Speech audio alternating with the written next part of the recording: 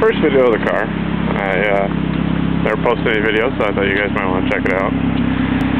It's my 4-door 2000 Viggen. Some of you have seen it at some of the shows. It's pretty much stock.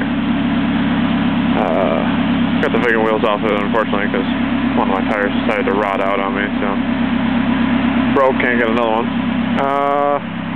So yeah, this is the exhaust is stock, except for I took out the mid muffler, deleted that. Stock rear muffler, all stock piping, stock 3-inch downpipe, stock tip. Cold start right now, it's warming up, and see how it sounds.